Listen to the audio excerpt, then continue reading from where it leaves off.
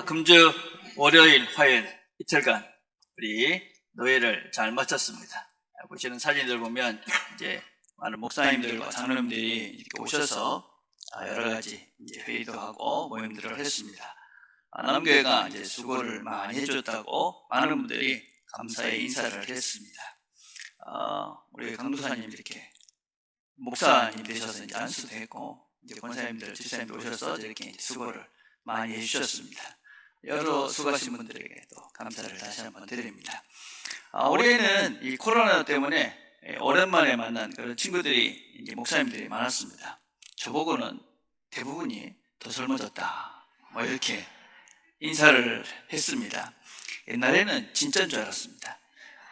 근데 이제는 이제 인사라는 거 저도 알기 때문에 저도 그렇게 인사합니다. 아니 목사님이 더 젊어졌구만.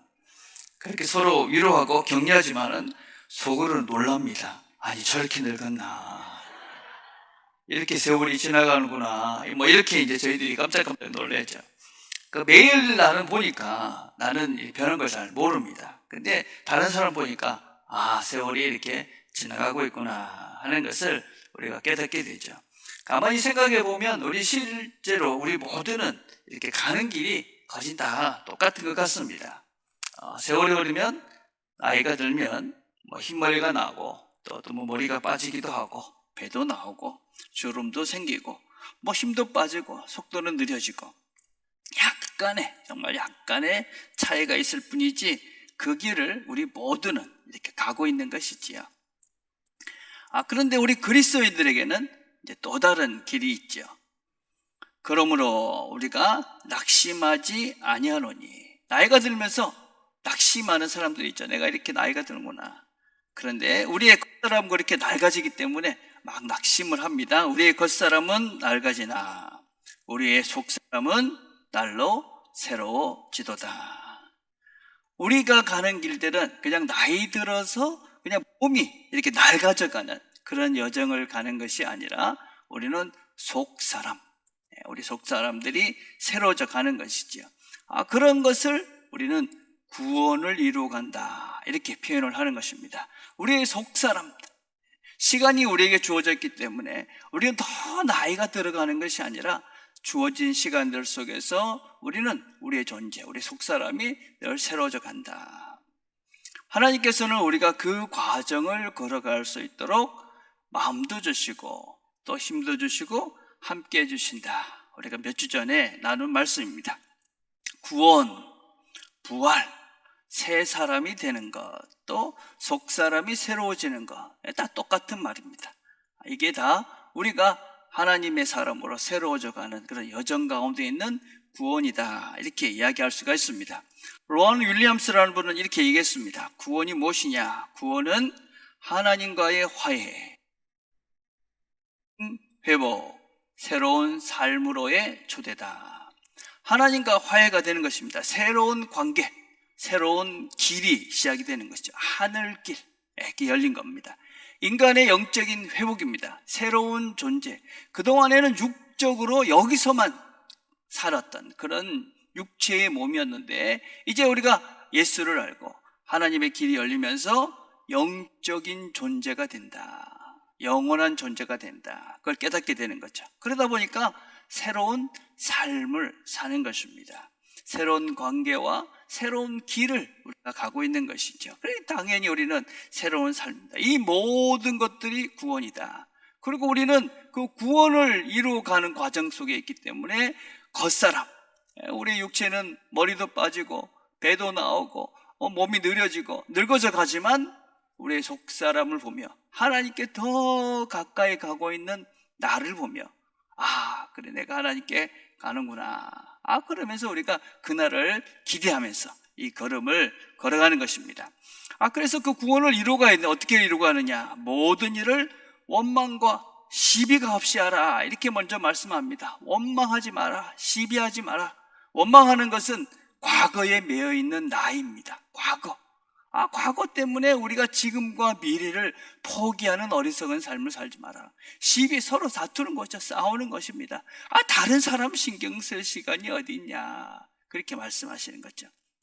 그 대신에 어떻게 하라고 말씀하냐면 이는 너희가 흠이 없고 순전하여 어그러지고 거스른 세대 가운데서 하나님의 흠 없는 자녀가 되라. 여러분, 흠이 없다, 이런 다른 사람들에게 비난을 받지 않는 상태를 말합니다. 순전하다, 그거는 마음에 악의를 품지 않고 있는 모습을 그대로 받아주는 것을 말합니다. 있는 모습을 그대로 받아들인 것. 아니, 우리가 어떻게 흠이 없는, 비난을 받지 않는 그런 존재가 됩니까? 그렇게 말씀하실 겁니다. 쉽지 않지만 우리가 세 가지를 꼭 기억해야 됩니다. 먼저, 하나님이 우리를 더 이상 비난하지 않는다. 우리가 흠이 없는 존재다, 의로운 존재라고 하나님께서 선언해 주셨다. 그래서 우리는 의로운 존재로서의 지위가 확보된 사람들이다. 누가 막 뭐라 해도 하나님이 나를 의롭다 해주셨어. 그것부터 시작하는 거죠. 그렇기 때문에 우리가 그런 존재로 살아야 되고 살 수 있다. 그럼 우리가 죄인이기 때문에 어쩔 수 없어. 그게 아니라 하나님이 우리를 의롭다 칭해 주셨기 때문에 우리는 의로운 삶을, 흠없는 삶을 살 수 있다 기억하는 겁니다. 그리고 그렇게 될 것이다. 로마서 8장 30절에 이렇게 말합니다. 또 미리 정하신 그들을 또한 부르시고, 부르신 그들을 또한 의롭다 하시고, 의롭다 하신 그들을 또한 영화롭게 하셨느니라. 하나님께서 우리를 의롭다 불러주셨고, 또 우리를 의롭다가 이렇게 말씀해 주시고 영화롭게, 영광스러운 존재로 만들어 가셨다, 이렇게 과거형을 쓰고 있어요. 그 말은 무슨 얘기냐면 하나님이 확실하게 해주시겠다, 그 말입니다. 그래서 우리는 그런 존재가 될 것이다라는 것을 믿고 이 길을 가는 거죠. 가장 위험한 상태가 무엇이냐면 내가 이런 과정, 이 흠없는 존재가 되는 것을 포기하는 겁니다.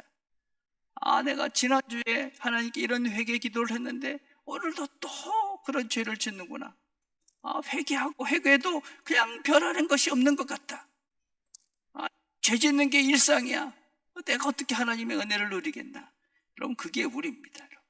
그게 우리라는 것을 꼭 기억하셔야 됩니다. 그럴 때마다 또 기억해야 되는 게 뭡니까?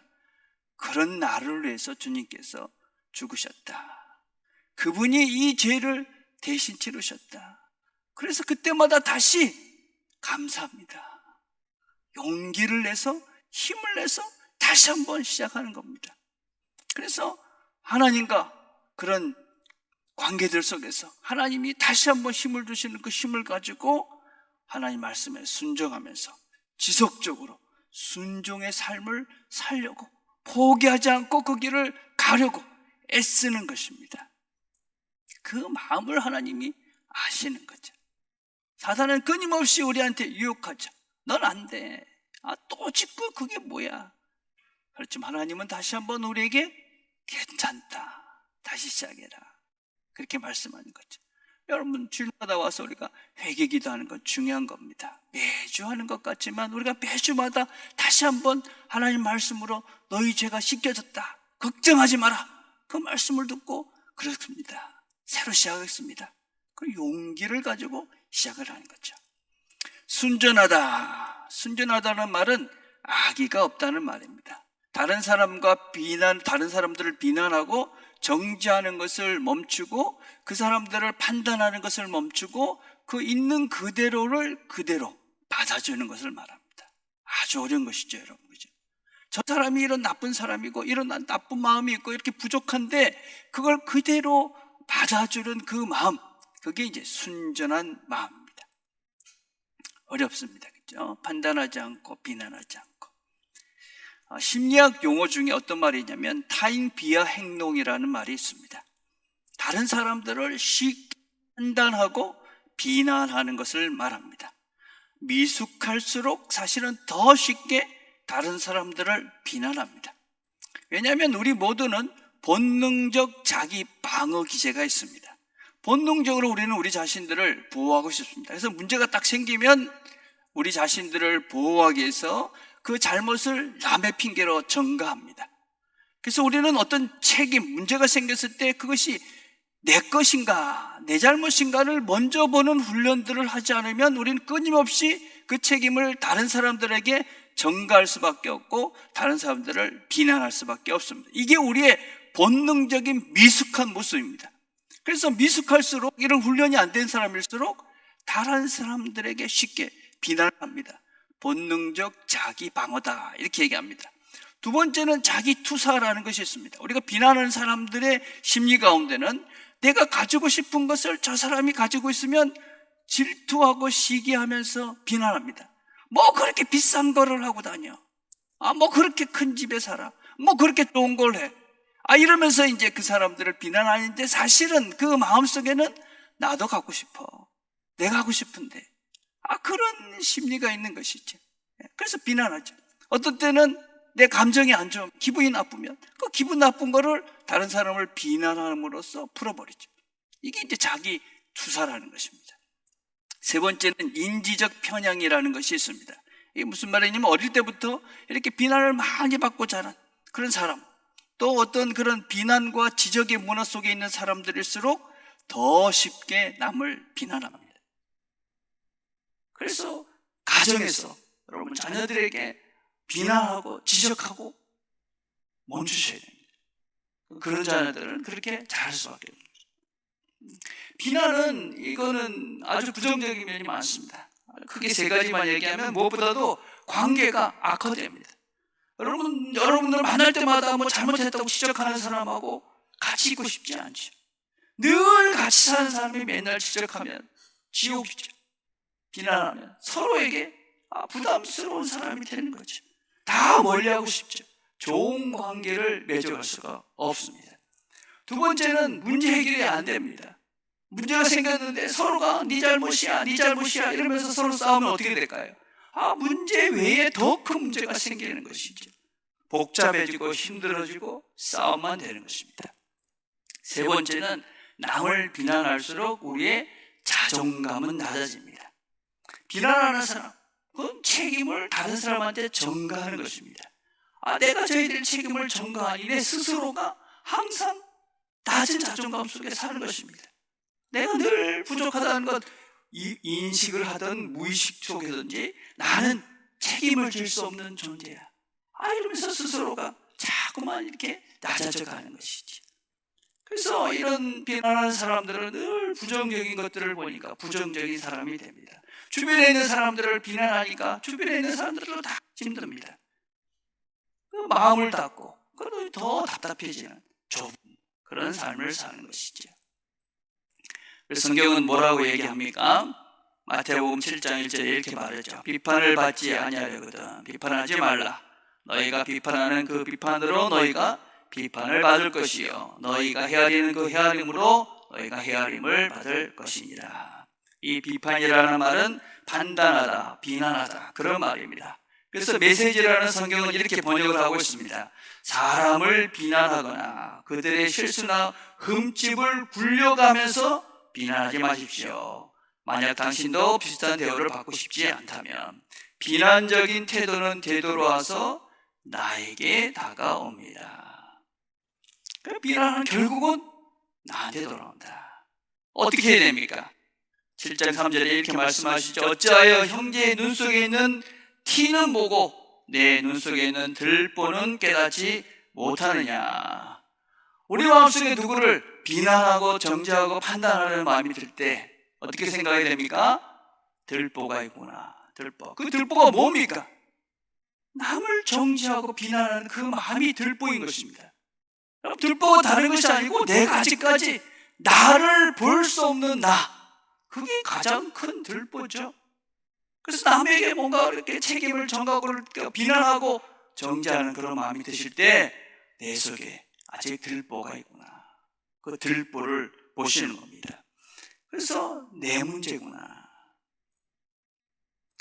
순전하라. 그래서 내 자신을 돌아보면서 그 사람들을 그대로 받아주는 겁니다. 있는 모습을 그대로 비난하거나 판단하지 않고 그 모습을 받아줄 것이다. 그러니까 어떻게 되느냐? 이는 너희가 흠이 없고 순전하여 어그러지고 거스른 세대 가운데서 하나님의 흠없는 자녀로 세상에서 그들 가운데 빛들로 나타내며 세상 가운데 빛이 된다, 이렇게 말씀합니다. 여러분, 우리가 세상에 빛이 된다라는 것은 세상에서 무슨 성공을 하는 것이 아닙니다. 무슨 명예를 갖는 것이 아닙니다. 권력과 돈이 맞아지는 것이 빛이 되는 것이 아닙니다. 흠이 없는 삶, 순전한 삶, 사람들을 있는 모습을 그대로 받아주고 그 모습을 그대로 사랑하며 평화를 만들어가는 그 삶, 그게 세상의 빛이다. 리처드 로우라는 분은 이런 말을 했습니다. 우리가 선하다고 말하는 사람들은 어떻게 서로 갈등하는 양쪽과 다른 이들을 포용할 것인지, 그러다가 본인의 자상이나 사회적 지위를 잃게 되더라도 그 방법을 배워서 아는 사람들이다. 이는 예수님에게서 너무나도 분명해진 사실이다. 이 선한 예수님의 모습을 닮아가는 빛된 삶이라는 것은 평화를 이루기 위해서 갈등을 만드는 것이 아니라 부족해도 연약해도 그 사람들을 수용하면서 하나로 만들어서, 근데 그 하나를 만들어가는 과정 속에 내 자존심도 상하고 내가 어떤 손해도 생기고 물질적으로도 생기지만 그럼에도 불구하고 그걸 이루어내는 사람, 그게 빛된 사람, 예수님의 마음이고 예수님의 방법이고 예수님의 길인 것이죠. 예수님은 하늘의 그 좋은 영광스러운 것들을 다 버리시고 자신을 내어주시면서 이 땅에 평화를 이루어내셨습니다. 우리의 죄된 이 모습을 있는 모습 그대로 받아주시면서 우리가 어떻게 사랑하며 살아야 되는지, 이 땅에서 진정한 행복이 무엇인지를 우리에게 보여주셨습니다. 그래서 주님은 빛인 것이지, 우리가 그렇게 빛이 되는 것입니다. 이게 이 빛된 걸음을 걸어가는 것이 바로 구원이라는 것입니다. 흠이 없고 순전한 존재가 되는 것입니다. 쉽지 않습니다. 쉽지가 않죠. 그래서 그런 과정을 걸어가기 위해서 우리는 누군가의 도움도 필요합니다. 바울이 이렇게 말합니다. 2장 17절 보니까 만일 너희 믿음의 재물과 섬김 위에 내가 나를 전제로 드릴지라도 나는 기뻐하고 너희 무리와 함께 기뻐하리니. 이 전제라는 것은 무엇이냐면 하나님께 제사를 드릴 때 제물을 태웁니다. 그 제물을 태우면서 맨 마지막에 포도주를 붓습니다. 태우는데 포도주를 보니까 순식간에 날아가 버리는 것인 거죠. 순식간에 날아가 버리는 아주 미미한 그것을 전제라고 그럽니다. 순식간에 사라져버리는 희생과 죽음을 말합니다. 지금 바울이 이 빌립보 교인들을 생각하면서 그들의 믿음의 성장을 위해서, 믿음의 섬김을 위해서 자기가 그렇게 순식간에 사라져버리는 그런 존재가 된다 할지라도 기쁘다. 2장 16절에 이렇게 말합니다. 그리스도의 날에 내가 자랑할 것이 있게 하려 함이라. 내가 그렇게 된 것이 자랑스럽다. 17절에 이와 같이 너희도 기뻐하고 나와 함께 기뻐하라. 지금 바울이 뭐가 기쁘고 뭐가 자랑스럽고 무엇을 위해서 헌신하는 것이냐? 빌립보 교인들의 영적인 성장, 믿음의 자랑을 위해서 헌신합니다. 죽음을 기꺼이 태웁니다. 이와 같이 너희도 기뻐하고 나와 함께 기뻐하라. 바울의 기쁨이 무엇인가? 신앙의 여정들 속에서 우리가 하나님께서 기대하는 사람들로 세워져 갑니다. 거기에는 내가 그 길을 먼저 가야 되고 또 그 길을 갈 수 있도록 함께 그 일을 돕는 일을 하셔야만 합니다. 성경에는 큰 두 가지 명령이 있습니다. 하나는 우리가 크레이트 커맨드먼트라고 그러는데, 우리가 잘 아는 하나님을 사랑하고 이웃을 내 몸과 같이 사랑하라 하는 말입니다. 또 하나는 그레이트 커미션이라고 해서 위대한 사명이라는 말이 있습니다. 그건 예수님께서 마지막 이 땅을 떠나시면서 제자들에게 부탁하신 말씀입니다. 그러므로 너희는 가서 모든 민족을 제자로 삼고 세례를 베풀고 가르쳐 지키게 하라 하는 것입니다. 성경에서 하나님께서 우리들에게 남겨주신 명령과 사명, 서로 사랑해라. 하나님을 사랑하고 이웃을 사랑해라. 그리고 모든 민족으로 가서 제자를 삼아라. 사람들을 사랑하고 예수를 따르는 제자를 삼아라. 그게 우리가 해야 되는 위대한 사명입니다. 어떻습니까? 여러분은 이렇게 지금 이렇게 생각하면 나를 기쁘게 하는, 내가 신앙적 여정을 가는 이 과정들 속에서 신앙적인 도움을 주고 영적인 성장을 이루어낸 그것 때문에 그 사람을 생각하면 마음이 기뻐. 내가 하나님 앞에 딱 섰을 때, 하나님, 제가 섬기고 온 사람입니다. 제가 부산 남교회에 두고 온 예수님의 제자입니다. 혹시 그런 분들이 계십니까? 만약에 우리가 한 번도 그런 마음이, 또 그런 사람이 없다, 그러면 우리는 지금 주님께서 우리에게 말씀하신 그레이트 커미션, 하나님 우리에게 주신 큰 사명을 지금 우리는 잊고 있는 것이죠. 우리의 오해는 무엇이냐면 예수를 믿는 것, 그리스도인이 되는 것, 주님의 제자가 되는 것이 다르다고 생각하는 것입니다. 그리스도인이라는 것 자체가 무엇이냐면 예수의 길을 따라가는 자들이라는 말입니다. 그 말은 예수의 삶과 방식, 말하고 행동하고 생각하는 것을 따라하는 것, 그것이 예수를 믿는 것이고 예수의 제자가 되는 것이고 그것이 그리스도인입니다. 우리가 죽어서 천국을 가고 싶은데 예수의 길을 따라가고 싶지 않다, 그건 그리스도인이 아닙니다. 그런 예수 믿는 사람은 없는 것입니다. 그건 그리스도인이라고 부를 수가 없는 것입니다. 예수를 믿는다, 내가 그리스도인이다 라는 것은 예수가 가신 그 길, 그분의 말과 행동과 생각을 따라가는 자들이 그리스도인입니다. 안타깝게도 우리가 그걸 잊어버렸기 때문에 많은 걸 잃어버렸죠. 달라스 윌라드라는 분이 잊혀진 제자도라는 책에서 우리가 이 잊혀진 제자도를 잃어버렸기 때문에 이런 대가를 치른다고 얘기합니다. 제자도를 잃어버리면 우리는 사라질 줄 모르는 평안, 사랑이 관통하는 삶, 선을 이루시는 하나님의 궁극적인 주권의 빛이요 매사를 바라보는 믿음, 아무리 낙심되는 상황에서도 견고히 서 있는 소망, 옳은 일을 행하고 악한 세력을 물리치는 능력을 이룬다. 예수님을 따라가는 그 삶이 없으면 평안도 없고 사랑도 없고 믿음도 없고 소망도 없고 능력도 없다. 한마디로 제자도를 버리는 대가로 당신은 예수께서 주로 오셨다고 하신 바로 그 풍성한 삶을 잃는 것이다.